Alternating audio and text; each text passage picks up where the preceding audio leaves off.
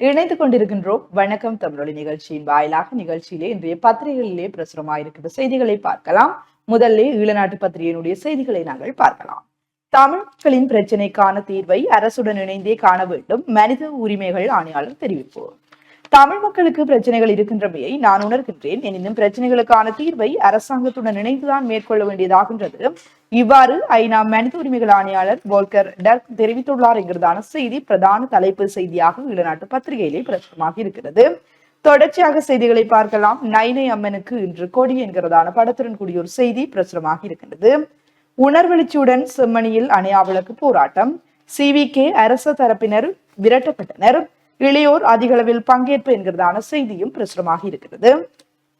ஐநா பணிமனையின் முன்பாக கவன ஈர்ப்பு என்கிறதான படத்துடன் கூடிய ஒரு செய்தி. இலங்கையில் ICCயில் பாரப்படுத்த வேண்டும், வோல்கர் டர்க்கிடம் கூட்டாக மனு என்கிறதான ஒரு செய்தி.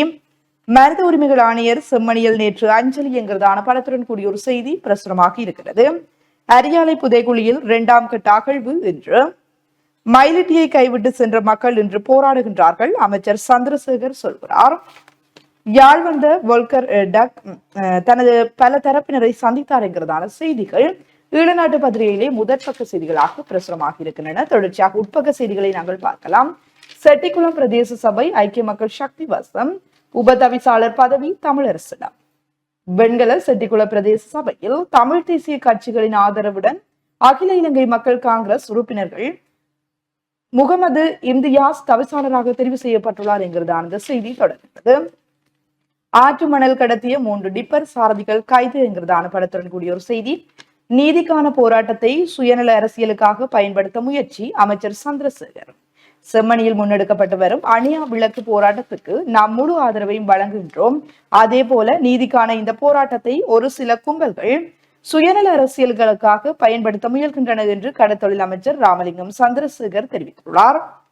தமிழின அழிப்பை நினைவூட்டும் பதாதைகள் யாழ் பல்கலையில் என்கிறதான படத்துடன் கூடிய ஒரு செய்தி பிரசுரமாக இருக்கிறது.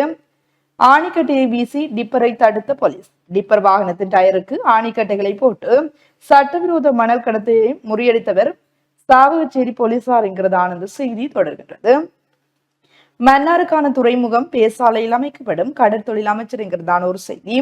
நானட்டான் பிரதேச சபை தேசிய மக்கள் வசம் என்கிறதான அந்த செய்தியும் பிரசுரமாக இருக்கின்றது. தொடர்ச்சியாக செய்திகளை பார்க்கின்ற போது அரச நிறுவனங்கள் நீதியை பாதுகாத்தால் பொறுப்பு குரலை உறுதிப்படுத்தப்பட முடியும் என்கிறதான அந்த செய்தியும் பிரசுரமாக இருக்கிறது. கட்சி பதவிகளை துறந்தார் ரவிகரன் எம்பி என்கிறதான ஒரு செய்தி. மன்னாரில் தந்தை செல்வாவின் சிலை உடைப்பு, ஒருவர் கைது என்கிறதான ஒரு செய்தி. சர்வதேச கண்காணிப்புடன் புதைகுழிகளை அகழுங்கள், சர்வமத பேரவை வலியுறுத்து. செம்மணி மனித புதைகுழி உட்பட கண்டறியப்பட்ட அனைத்து மனித புதைகுழிகளையும் மீளவும் ஆய்வு செய்வதுடன் அந்த பணி சர்வதேச கண்காணிப்புடன் மிக வேகமாக நடைபெற வேண்டும் என்று யாழ் மாவட்ட சர்வமத பேரவை தெரிவித்துள்ளது. செம்மணி புதைகுழிக்கு நீதி கோரி போராட்டம் நடைபெறும் இந்த தருணத்தில் யாழ் மாவட்ட சர்வமத பேரவை வெளியிட்டுள்ள அறிக்கையிலேயே மேற்படி விவரம் வலியுறுத்தப்பட்டுள்ளது என்கிறதான அந்த செய்தி தொடர்கிறது. 35 வருடங்களுக்கு பின்னர் மாவை கந்தனுக்கு ஊர்வலமாக எடுத்து வரப்பட்டது கொடிச்சீலை என்கிறதான படத்துடன் கூடிய ஒரு செய்தி பிரசுரமாக இருக்கிறது. மனித உரிமைகளுடன் கூடிய அரசமைப்பு திருத்தம் அவசியம், எதிர்க்கட்சி தலைவர் வலியுறுத்து. நாட்டில் மனித உரிமைகள் மற்றும் அடிப்படை உரிமைகள் தொடர்பாகவும் இதனை விடவும் பரந்த பார்வையுடன் கூடிய அரசியலமைப்பு திருத்தம் ஒன்றை மேற்கொள்ளும் தேவை காணப்படுவதாக எதிர்க்கட்சி தலைவர் சஜித் பிரேமதாஸ் தெரிவித்துள்ளார். யாசகம் பெறும் சிறுவர்கள் தொடர்பில் புதிய தீர்மானம். சிறுவர்களை தொழிலில் ஈடுபடுத்தல் தொடர்பான ஒழுங்கமைக்கப்பட்ட குற்றங்களை கண்டறிதல், விசாரணை செய்தல் மற்றும் வழக்கு தொடுத்தல் குறித்து சட்ட அமலாக்க அதிகாரிகளுக்கான நிலைய செயல்பாட்டு நடைமுறைகளை வர்த்தமானியில் வெளியிட அமைச்சரவை அங்கீகாரம் வழங்கியுள்ளது என்கிறதான செய்தி பிரசுரமாக இருக்கிறது. ஜெயவர்த்தனபுர பல்கலை விடுதியில் சேதப்படுத்திய 10 மாணவர்களிடம் தேவையற்ற பணம் அறவீடு. ஜெயவர்த்தனபுர பல்கலைக்கழக விடுதியை சேதப்படுத்திய 10 மாணவர்களிடம் நிர்வாகத்தினர் தேவையற்ற விதத்தில் பணம் அறவிட்டுள்ளமை தொடர்பில் கோப் குழுவில் தெரிய வந்துள்ளது என்கிறதான அந்த செய்தி பிரசுரமாக இருக்கிறது. ஆன்லைன் மூலம் வரி அறிக்கையை முன்வைப்பது தொடர்பில் செயலமர்வு என்கிறதான ஒரு செய்தி பிரசுரமாக இருக்கின்றது. போலீஸ் என்னை தேடிய நாட்களில் நான் எனது வீட்டில் தான் இருந்தேன், தேசப்பத்து தென்னக்கோன் சாட்சியம்.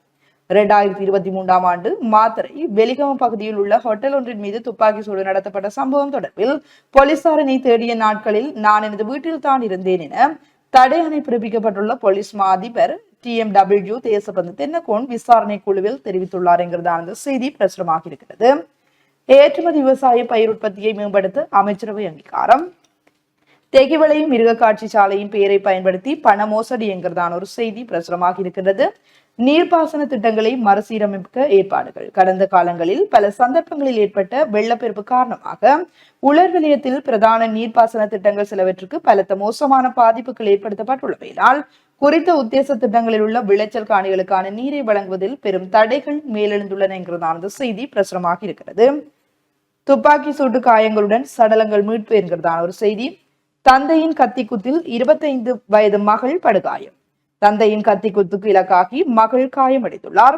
இந்த சம்பவம் இரத்தினபுரி பிரதேசத்தில் இடம்பெற்றுள்ளது. இதில் 25 வயதுடைய மகளே இவ்வாறு காயமடைந்துள்ளார்.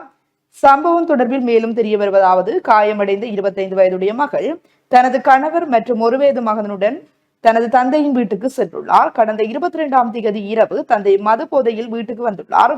இந்த நிலையில் தந்தைக்கும் மகளின் பாட்டியாருக்கும் இடையே தர்க்கம் ஏற்பட்டுள்ளது. இதன் போது பாட்டியாரை தந்தை கத்தியால் குத்த முனைந்துள்ளார். பாட்டியை காப்பாற்ற முனைந்த போது மகளுக்கு கத்தியால் குத்து விழுந்துள்ளது. காயமடைந்த மகள் ஹரணை ஆதார மருத்துவமனையில் சேர்க்கப்பட்டுள்ளார். இதையடுத்து தலைமறைவான நபர் நேற்று முன்தினம் போலீசாரால் கைது செய்யப்பட்டுள்ளார். இது தொடர்பான மேலதிக விசாரணைகளை அயகம போலீசார் மேற்கொண்டு வருகின்றனர் என்கிறதான செய்தி பிரசுரமாக இருக்கிறது. தொடர்ச்சியாக செய்திகளை பார்க்கின்ற போது தென்னாப்பிரிக்கா பிரஜைக்கு நீதிமன்ற ஆயுள் தண்டனை என்கிறதான ஒரு செய்தி. சிறுவர் சுரண்டலை தடுக்க கடுமையாக்கப்படும் சட்டம். இலங்கை எதிர்வரும் ஜூலை 1ஆம் தேதி முதல் சிறுவர் தொழிலாளர் சட்டங்களை கடுமையாக அமுல்படுத்த உள்ளது என்கிறதான செய்தி பிரசுரமாக இருக்கிறது. 200 உள்ளூராட்சி நிறுவனங்களை கைப்பற்றியது தேசிய மக்கள் சக்தி என்கிறதான ஒரு செய்தி. தலைக்கவசத்தால் தாக்கப்பட்டு ஒருவர் உயிரிழப்பு.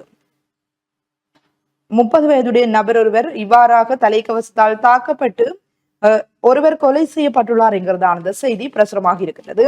150 நபர்களிடம் 5 கோடி மோசடி, போலி முகவர் கைது என்கிறதான ஒரு செய்தி.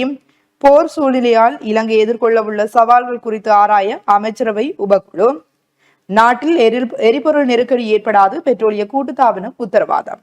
மத்திய கிழக்கில் நிலவும் நெருக்கடி காரணமாக இலங்கையில் எரிபொருள் நெருக்கடி ஏற்படாது என்று இலங்கை பெட்ரோலிய கூட்டுத்தாபனம் உறுதியளித்துள்ளது. 2 மாத காலத்திற்கான எரிபொருள் கொள்முதல் கட்டணங்கள் ஏற்கனவே பெறப்பட்டுள்ளதாக பெட்ரோலிய கூட்டுத்தாபன தலைவர் DJ ராஜகருணா தெரிவித்துள்ளார். இது குறித்து மேலும் பேசிய அவர், எந்த பிரச்சனையும் இல்லாமல் இன்னும் 2 மாதங்களுக்கு எரிபொருளை கட்டளை செய்துள்ளோம். அந்த கட்டளைகள் உறுதிப்படுத்தப்பட்டுள்ளன. இன்னும் 2 மாதங்களுக்கு இலங்கையில் எந்த காரணத்துக்காகவும் எரிபொருள் பற்றாக்குறை இருக்காது. பின்னர் எங்கிருந்து எரிபொருளை பெறுகின்றோம் என்பதுதான் பிரச்சனை. பின்னர் போரின் தாக்கம் உள்ளதா என்பதை பார்க்க வேண்டும். அதே நேரம் தற்போதைய சூழ்நிலையை பயன்படுத்தி சட்டவிரோதமாக எரிபொருள் இருப்புகளை குவிப்பவர்களுக்கு எதிராக சட்ட நடவடிக்கை எடுக்கப்படும் என்றார் என்கிறதான செய்தி பிரசுரமாக இருக்கிறது. தொடர்ச்சியாக செய்திகளை பார்க்கின்ற போது, பகடிவதையில் ஈடுபட்ட 22 மாணவர்கள் இடைநீக்கம். தென்கிழக்கு பல்கலைக்கழகம் அறிவிப்பு. ஊழல் லஞ்சம் தொடர்பில் முறையிடுவதற்கு புதிய பிரிவு. அம்பாறை மாவட்ட செயலகத்தில் என்கிறதான ஒரு செய்தி. போதைப் பொருள் விற்பனை, ஆணும் பெண்ணும் கைது என்கிறதான ஒரு செய்தி. மனித உரிமை ஆணையாளர் வருகை. திருமலையில் மக்கள் கவனவிப்பு. போதைப் பொருள் வர்த்தகம், பெண் உட்பட 3 கைது என்கிறதான ஒரு செய்தி பிரசுரமாக இருக்கின்றது. மற்ற விபத்தில் பெண் படுகாயம் என்கிறதான ஒரு செய்தி. தேசிய சுற்றாடல் வாரத்தில் விழிப்புணர்வு பேரவை என்கிறதான படத்துடன் கூடிய ஒரு செய்தி பிரசுரமாக இருக்கின்றது. தொடர்ச்சியாக உலக செய்திகளை பார்க்கின்ற போது, ஈரானின் 400 கிலோ யுரேனியம் எங்கே சோதனை அவசியம் என்கிறது சர்வதேச அணுசக்தி முகமை என்கிறதான ஒரு செய்தி. காசா மீதான தாக்குதல்களில் இதுவரை 56,000 பேர் பலி. உணவுக்காக காத்திருந்தோர் மீது இஸ்ரேல் படைகள் தாக்குதல், 41 பேர் பலி, 146 பேர் படுகாயம்.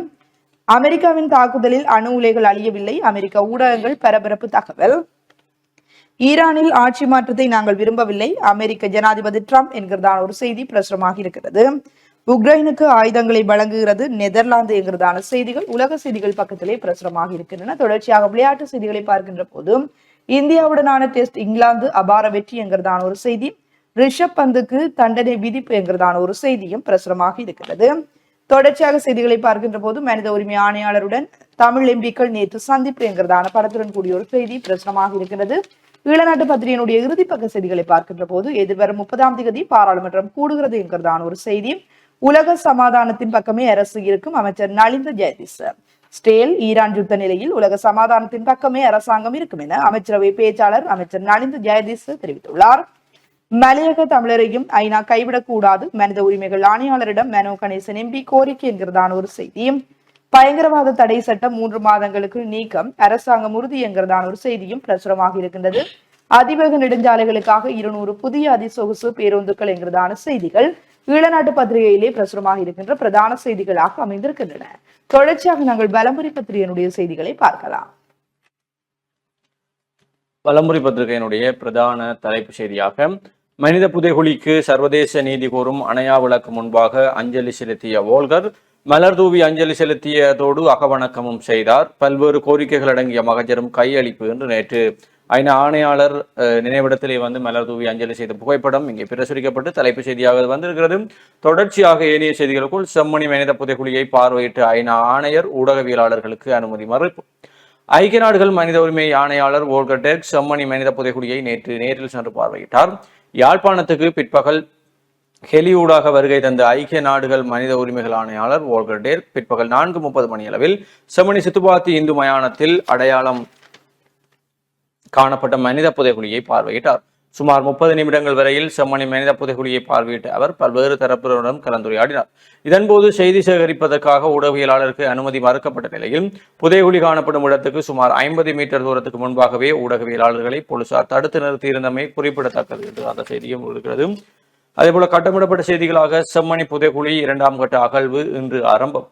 யாழ்ப்பாணம் செம்மணி புதைகுழியின் அடுத்த கட்ட அகழ்வுக்கான நிதி விடுவிக்கப்பட்டுள்ளதால் இன்று வியாழக்கிழமை 2ஆம் கட்ட அகழ்வு பணிகள் ஆரம்பிக்கப்படும் என்று தெரிவிக்கப்படுகிறது. செம்மணி சித்துப்பாத்தி இந்து மயானத்தில் கடந்த பிப்ரவரி மாதம் அடையாளம் காணப்பட்ட மனித புதைகுழியில் நீதிமன்ற உத்தரவுக்கு அமைய அகழ்வு பணிகள் இடம்பெற்று வருகின்றன. நைனை தாய்க்கு இன்று கொடியேற்றம் என்ற ஒரு செய்தி.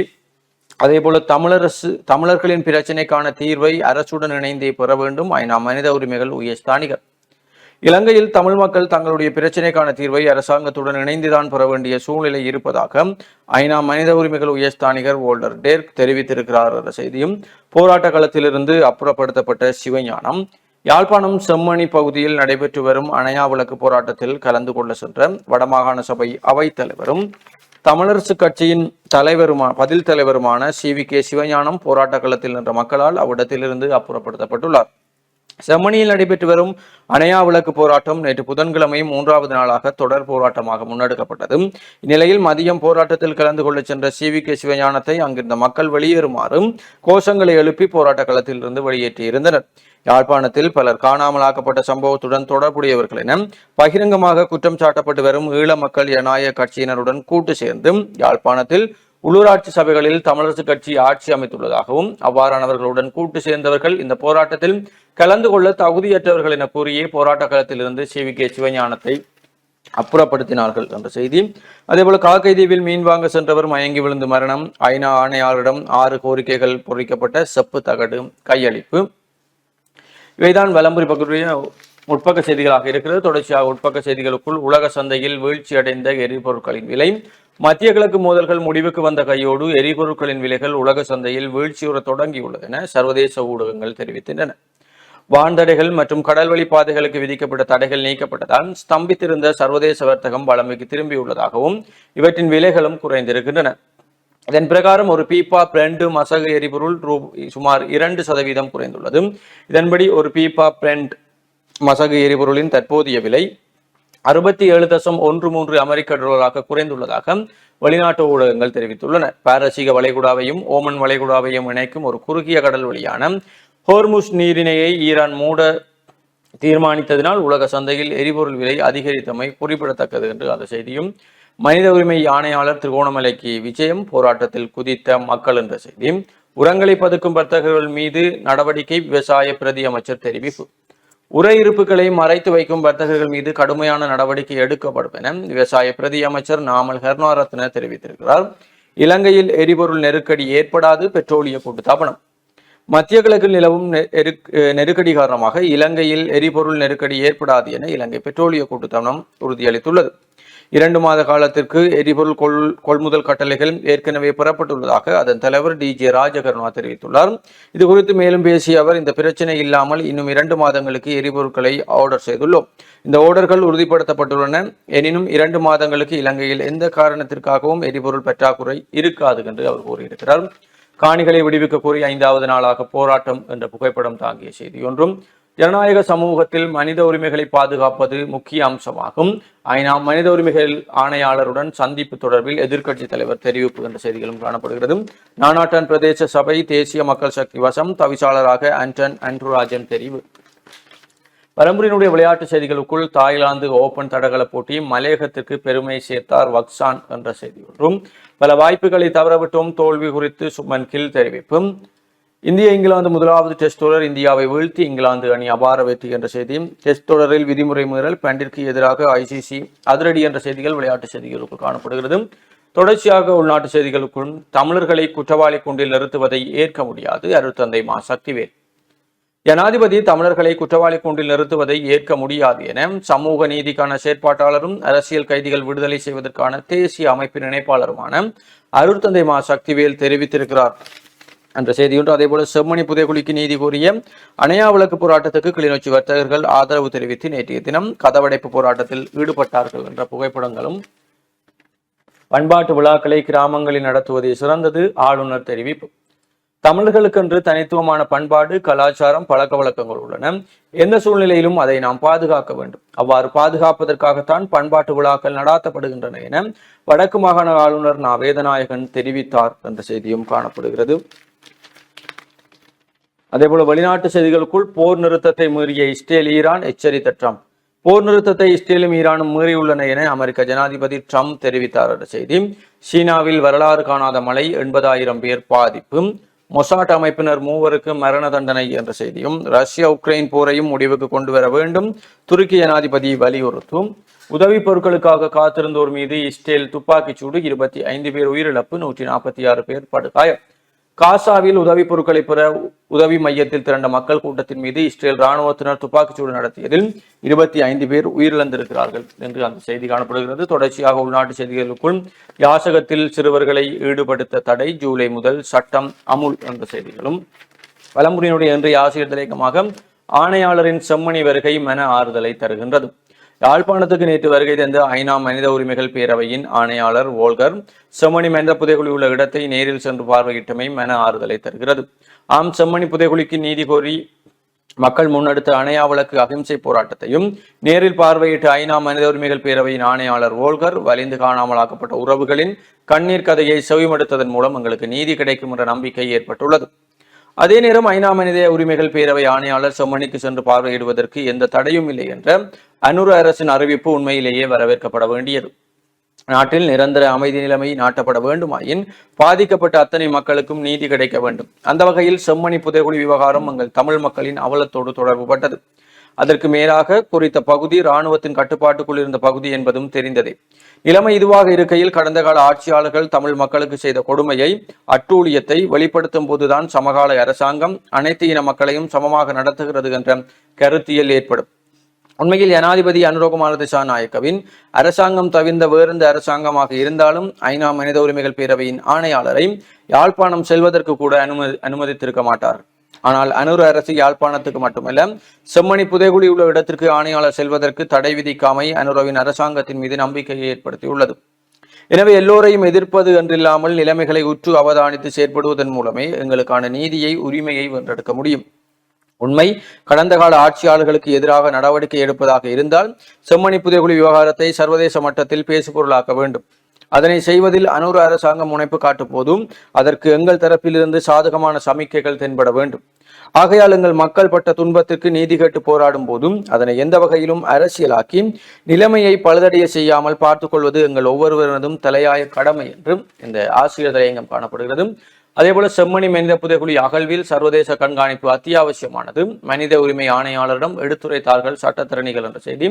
காப்போது உயர்தர பரீட்சை நவம்பர் 10 ஆரம்பம். 2025 ஆண்டுக்கான காப்போது உயர்தர பரீட்சை எதிர்வரும் நவம்பர் மாதம் 10 முதல் டிசம்பர் மாதம் 5 வரை நடைபெறும் என பரீட்சைகள் திணைக்களம் அறிவித்திருக்கிறார்கள்.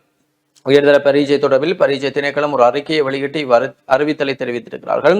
அது தொடர்பில் திணைக்களம் வெளியிட்டுள்ள அறிக்கையில் காப்போது உயர்தர பரீட்சைக்கான ஆன்லைன் விண்ணப்பங்கள் ஜூன் 26 முதல் ஜூலை 21 வரை ஏற்றுக்கொள்ளப்படும். பாடசாலை மாணவர்கள் தங்கள் அதிபர்கள் மூலமாக விண்ணப்பிக்குமாறு கேட்டுக் கொள்ளப்படுகிறார்கள். அதே நேரத்தில் தனியார் மாணவர்கள் தங்கள் தேசிய அடையாள அட்டை எண்ணை பயன்படுத்தி சுயாதீனமாக விண்ணப்பங்களை சமர்ப்பிக்க முடியும் என்ற செய்தியும் காணப்படுகிறது. வலம்புரியினுடைய இறுதிப்பக்க செய்திகளாக போராட்டக்காரர்களால் அப்புறப்படுத்தப்பட்ட கடத்தொழில் அமைச்சர் சந்திரசேகர் என்ற புகைப்படம் தாங்கிய செய்தி. அணையா விளக்கு போராட்டம் உணர்வெழுச்சியுடன் நிறைவு. செம்மணி புதைகுழிக்கு நீதி கோரியும் சர்வதேச விசாரணைகளை முன்னெடுக்க வலியுறுத்தியும் முன்னெடுக்கப்பட்ட அணையா விளக்கு போராட்டம் பேரெழுச்சியுடன் நிறைவுக்கு வந்துள்ளது. 2 நாட்களுக்கு முன் செம்மணி வளைவு பகுதியில் ஆரம்பிக்கப்பட்டு இரவு பகலாக முன்னெடுக்கப்பட்டு வந்த அணையா விளக்கு போராட்டத்தில் பெருமளவு மக்கள் நேற்று உணர்வெழுச்சியுடன் அணி திரண்டனர். ஐநா மனித உரிமை ஆணையாளர் வோல்கர் டெர்க் பிற்பகல் 5 மணி அளவில் செம்மணி போராட்ட களத்துக்கு வந்து அணையா விளக்கு முன் மலர் தூவி வணக்கம் செலுத்தினார். சற்று நேரம் அவர்களுடன் பேசிவிட்டு புறப்பட்டு சென்றார். இதனையடுத்து அணையா விளக்கு வைக்கப்பட்டிருந்த இடத்தில் ஒரு நிரந்தர நினைவு சின்னம் வைக்கப்பட்டு போராட்டம் முடிவுக்கு வந்தது என்ற செய்தி இதுதான் வலம்புரியுடைய முக்கிய செய்திகளாக இருக்கிறது. தொடர்ச்சியாக உதய நாளிதழின் செய்திகளோடு இணைந்திருக்கலாம். உதயன் பத்திரிகையினுடைய செய்திகளை நாங்கள் பார்க்கலாம். அணையா விளக்கு போர் நேற்று பேரெழுச்சி என்கிறதான செய்தி பிரதான தலைப்பு செய்தியாக உதயன் பத்திரிகையிலே பிரசுரமாக இருக்கின்றது. யாழ்ப்பாணம் செம்மணியில் முன்னெடுக்கப்பட்டு வந்த அணையா விளக்கு போராட்டம் நேற்று 3ஆம் நாளாக பேரெழுச்சியுடன் முன்னெடுக்கப்பட்டது. ஐக்கிய நாடுகள் மனித உரிமைகள் ஆணையாளர் வோல்கர் டெர்க் போராட்டத்து களத்திற்கு நேற்று செம்மணியில் கொல்லப்பட்டோருடைய நினைவாக வைக்கப்பட்டிருந்த தூபிக்கு அஞ்சலி செலுத்தினார் என்கிறதான படத்துடன் கூடிய ஒரு செய்தியும் பிரசுரமாக இருக்கின்றது. தொடர்ச்சியாக செய்திகளை பார்க்கலாம். கைலாச பிள்ளையார் கோவிலில் நீதி கோரி நேற்று போராட்டம்.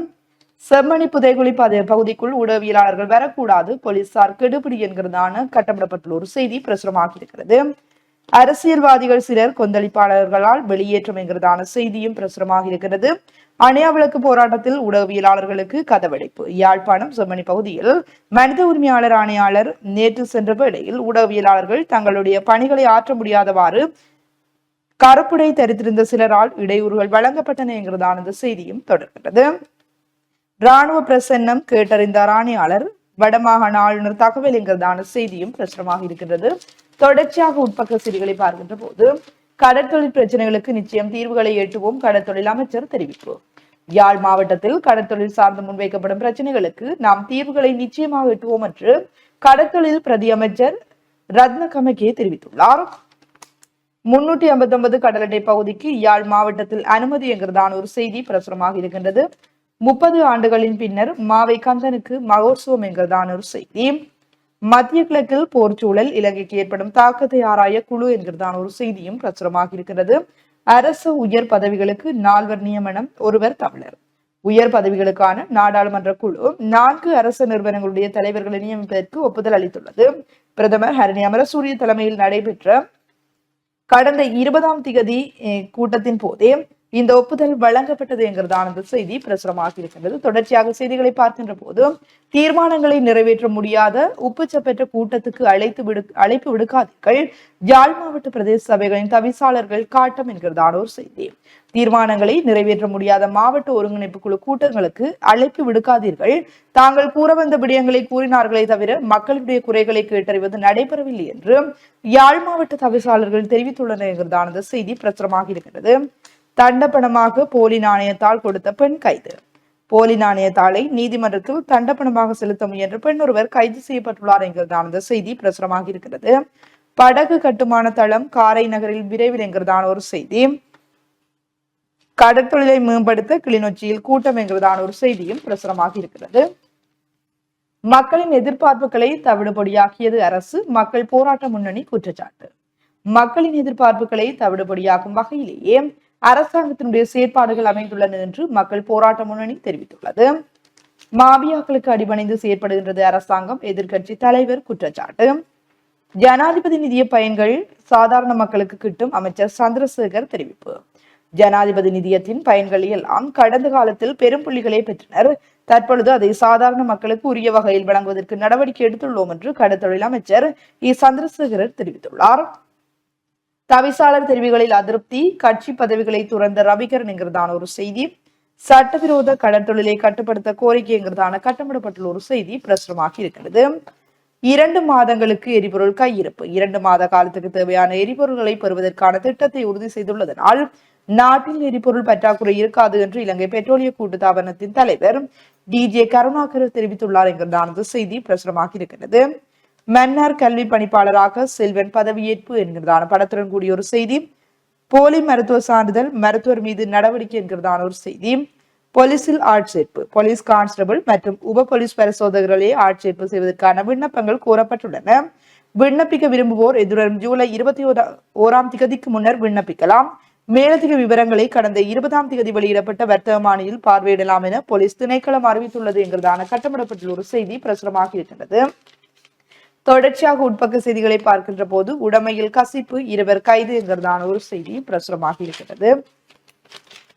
தொடர்ச்சியாக செய்திகளாக புலிகளுடைய ஆயுதங்கள் நாட்டுக்கு வரவில்லை, பொன்சேகா அழுத்தம் திருத்தம். தமிழீழ விடுதலை புலிகள் அமைப்பின் ஆயுதங்கள் அண்மையில் இலங்கைக்குள் கொண்டு வரப்பட்டதாக வெளியாகும் தகவல்கள் முட்டாள்தனமான கருத்துக்கள் என்று முன்னாள் ராணுவ தளபதி பீல்டு மாஸ்டர் சரத் பொன்சேகா தெரிவித்துள்ளார். ஈஸ்டர் தாக்குதல் விவகாரம், வத்திகான் பிரதிநிதி இலங்கைக்கு வருகை என்கிறதான ஒரு செய்தி. தமிழ் மக்களின் பிரதிநிதிகளுடன் நேற்று சந்திப்பு என்கிறதான ஒரு செய்தி பிரசுரமாக இருக்கின்றது. கட்டுடையில் வாழ்வெட்டு, ஒருவருக்கு படுகாயம் என்கிறதான ஒரு செய்தி. செம்மணியில் உறைந்த உதிரங்கள், வீதி நாடகம், ஆற்றுகை என்கிறதான ஒரு செய்தியும் பிரசுரமாக இருக்கின்றது. இவைதான் இன்றைய உதயன் பத்திரிகையிலே பிரசுரமாக இருக்கின்ற பிரதான செய்திகளாக அமைந்திருக்கின்றன. தொடர்ச்சியாக நிகழ்ச்சியிலுமே தினக்குரல் பத்திரிகையினுடைய செய்திகளை நாங்கள் பார்க்கலாம். தினக்குரல் பத்திரிகையினுடைய பிரதான தலைப்பு செய்தியாக, தமிழ் மக்களுடைய விவகாரம் நீர்த்து போவதை தடுக்கவே வந்தேன், இலங்கை விஜயம் தொடர்பில் ஐநா மனித உரிமை ஆணையாளர் நாயகம் விளக்கம். 16 வருடங்களாக பாதிக்கப்பட்ட மக்களுக்கு நீதி இல்லை, எம்பிக்கள் சுட்டிக்காட்டும். நில அபகரிப்பு குறித்தும் அதிகம் அறிந்ததாக கூறிய ஐநா மனித உரிமை ஆணையாளர் என்று அந்த தினக்குரலுடைய தலைப்பு செய்தி காணப்படுகிறது. தொடர்ச்சியாக முன்பக்க செய்திகளுக்குள் அரசியல் கட்சிகளை சேர்ந்த சிலரால் அணையா தீபம் மக்கள் போராட்டத்தில் குழப்பம், CVK சந்திரசேகர் வெளியேறினார்கள் என்ற செய்தி. அதே போல அதியுச்ச பாதுகாப்புடன் செம்மணி மனித புதைகுழியை பார்வையிட்டார் வோல்கர் டர்க் என்ற புகைப்படம் தாங்கிய செய்தி. யாழ் செம்மணி போராட்ட களத்தில் அணையா தீபத்திற்கு அஞ்சலி செலுத்தினார் வோல்கர் டர்க் என்ற புகைப்படம் தாங்கிய செய்தியும். வோல்கர் டர்க்குடனான சந்திப்பு நம்பிக்கை தருவதாக அமைந்தது, காணாமலாக்கப்பட்டோரின் உறவுகள் கருத்து என்ற ஒரு செய்தி. அணையா தீபம் போராட்டத்தை குழப்ப முயன்றவர்களை எம்மை அங்கிருந்து அகற்ற முயன்றனர், அமைச்சர் சந்திரசேகர் தெரிவிப்பு. சித்துப்பாத்தியில் மேலும் எலும்புக்கூடுகள் இருக்கலாம், ஐநா மனித உரிமை ஆணையாளரிடம் மயான அபிவிருத்தி சபை சுட்டிக்காட்டும். ஐநா மனித உரிமை ஆணையாளரை சந்தித்து கலந்துரையாடியவுடன் ஆவணங்களையும் கையளித்துள்ளதாக மயான அபிவிருத்தி சபையின் பிரதிநிதிகள் தெரிவித்திருக்கிறார்கள் என்ற ஒரு செய்தி. மன்னாரில் தந்தை செல்வாவின் சிலை உடைப்பு, ஒருவர் கைது. மன்னார் நகரில் அமைக்கப்பட்டிருந்த தந்தை செல்வாவின் திருவுருவ சிலை விசமிகளால் உடைக்கப்பட்டுள்ள நிலையில் சம்பவத்துடன் தொடர்புடைய சந்தேக நபர் ஒருவரும் கைது செய்யப்பட்டதாக போலீசார் தெரிவித்திருக்கிறார்கள் என்ற ஒரு செய்தி. அதே போல இராணுவமே வெளியேறு, வரிவடக்கில் 5வது நாளாகவும் போராட்டம் என்ற செய்திகள் தினக்குரல் பத்திரிகையின் முற்பக்க செய்திகளாக இருக்கிறது. தொடர்ச்சியாக உள்பக்க செய்திகளுக்குள் திருமலையில் பாதிக்கப்பட்டவர்களிடமிருந்து குறைகளை கேட்டறிந்தார் ஐநாவின் மனித உரிமைகள் உயர்ஸ்தானிகர் என்ற புகைப்படம் தாங்கிய செய்தி. ரம்புக்குலவின் மகளுக்கு ரூபாய் 1.3 மில்லியன் சம்பளம் விசாரணையில் வெளியிடப்பட்டது. முன்னாள் சுகாதார அமைச்சர் ஹெலிய ரம்புக்குலவின் மகள் அமலிக்கு மாதாந்தம் 1.3 மில்லியன் ரூபாய் வழங்கியதாக கூறப்படும் சம்பவம் தொடர்பில் எவன்கார்ட் நிறுவன தலைவர் நிசங்க சேனாதிபதியிடம் வாக்குமூலம் பெறப்பட்டுள்ளது. இலங்கை மத்திய வங்கியின் நிதி புலனாய்வு பிரிவு தாக்கல் செய்த முறைப்பாட்டை அடுத்து லஞ்ச ஒழிப்பு ஆணைக்குழு இது தொடர்பில் விசாரணைகளை ஆரம்பித்துள்ளது. குறித்த முறைப்பாட்டில் எவன்கார்ட் கணக்கிலிருந்து கெஹலியவின் மகளுக்கு 3.1 மில்லியன் ரூபாய் மாதாந்த சம்பளமாக வழங்கப்பட்டது தெரிவிக்கப்பட்டிருக்கிறது. இக்குற்றச்சாட்டுகள் குறித்து விசாரிக்கும் நடவடிக்கையின் கீழ் நிசங்க சேனாதிபதியிடம் லஞ்ச ஊழல் ஆணைக்குழு கடந்த திங்கட்கிழமை 4.5 மணித்தியாலத்துக்கு மேலாக வாக்குமூலம் பெறப்பட்டது என்று அந்த செய்தியும் காணப்படுகிறது. அதே போல தினக்குரலுடைய குரல் பதிப்பாக மக்கள் எழுச்சி போராட்டங்களில் அரசியல் லாபம் வேண்டாமே என்ற தலைப்பிலே குரல் பதிப்பும், சங்கு கூட்டின் ஆதரவுடன் நானாட்டான் பிரதேச சபை தேசிய மக்கள் சக்தி வசம் என்ற ஒரு செய்தி. நுரலியா அஞ்சல் கட்டிட அமைச்சரவை முடிவு ரத்து என்ற செய்தியும் காணப்படுகிறது. அதேபோல நைனையில் அருளாட்சி செய்யும் அன்னை ஸ்ரீ நாகபூசணி, நைனாதீவு நாகபூசணி அம்பாளின் கொடியேற்றம் இன்றாகும் என்று நைனை நாக குமாரசூரியர் அவர்களுடைய கட்டுரை ஒன்று பிரசுரிக்கப்பட்டிருக்கிறது. அதை தாண்டி சமூக புதைகுழிகள் இனப்படுகொலைக்கு சாட்சி, தமிழின் அழிப்புக்கு சாட்சி தையிட்டி விகாரை, சமூக நீதிக்கான செயற்பாட்டாளர் சக்திவேல் என்ற செய்தியும். தமிழ் பண்பாட்டு அனைத்துலக மாநாடு யாழ் பல்கலைக்கழகத்தில் 30ஆம் தேதி. தமிழ் பண்பாடு அனைத்துலக மாநாடு எதிர்வரும் 30ஆம் தேதி யாழ்ப்பாண பல்கலைக்கழக கைலாசபதி கலையரங்கில் இந்து கற்கைகள் பீடாதிபதி பிரம்மஸ்ரீ பத்மநாபன் தலைமையில் நடைபெற உள்ளது என்ற செய்தியும் காணப்படுகிறது. அதே போல வெளிநாட்டு செய்திகளுக்குள் உணவுக்காக காத்திருந்த காசா மக்கள் மீது இஸ்ரேல் தாக்குதல், 25 பேர் பலி, 146 பேர் படுகாயம். உக்ரைன் மீது ரஷ்யா ஏவுகணை தாக்குதல் 16 பேர் பலி, பலர் படுகாயம் என்ற செய்தியும் காணப்படுகிறது. இஸ்ரேல் தாக்குதலில் அணு விஞ்ஞானி கொலை என்ற ஒரு செய்தி. அதே போல இஸ்ரேல் தொடங்கியதை ஈரான் முடித்துவிட்டது, ஈரான் அதிபர் அறிவிப்பு என்ற செய்திகளும் வெளிநாட்டு செய்திகளுக்குள் காணப்படுகிறது. தொடர்ச்சியாக உள்நாட்டு செய்திகளுக்குள் புது பயங்கரவாத எதிர்ப்பு சட்டம் மூலம் ஐநா பிரதிநிதிகளுடன் மெய்நிகரூடாக பேச்சு. புதிய பயங்கரவாத எதிர்ப்பு சட்டத்தை தயாரிப்பதற்கு நியமிக்கப்பட்ட குழுவினர் ஐக்கிய நாடுகள் சபையின் பிரதிநிதிகளுடன் சூம் தொழில்நுட்பம் மூலம் கலந்துரையாடினார்கள் என்ற ஒரு செய்தியும், நான் வீட்டில் தான் இருந்தேன், போலீஸ் சரியாக தேடவில்லை, விசாரணை குழுவிடம் போட்டு கொடுத்த தேசபந்து என்ற செய்தி. அதேபோல பகிடிவதை துன்புறுத்தல் சம்பவம், தென்கிழக்கு பல்கலையில் 22 மாணவர்கள் இடைநிறுத்தம் என்ற ஒரு செய்தியும் காணப்படுகிறது.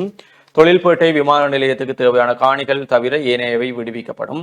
வலிவடக்கில் தொழில்பேட்டை மற்றும் விமான நிலையத்துக்கு தேவையான காணிகள் தவிர ஏனையவை நிச்சயம் விடுவிக்கப்படும் என குறிப்பிட்ட அமைச்சர் ராமலிங்கம் சந்திரசேகர் மக்களின் காணி விடுவிக்கப்பட வேண்டும் என்பதில் மாற்று கருத்துக்கு இடமில்லை எனவும் குறிப்பிட்டிருக்கிறார். செம்மணியில் மக்கள் போராட்ட களத்தில் ஐநா மனித உரிமைகள் பேரவையின் உயர்ஸ்தானிகர் வோல்டர் டர்க் என்று புகைப்படம் தாங்கிய செய்திகள் இங்கு பிரசுரிக்கப்பட்டிருக்கிறது.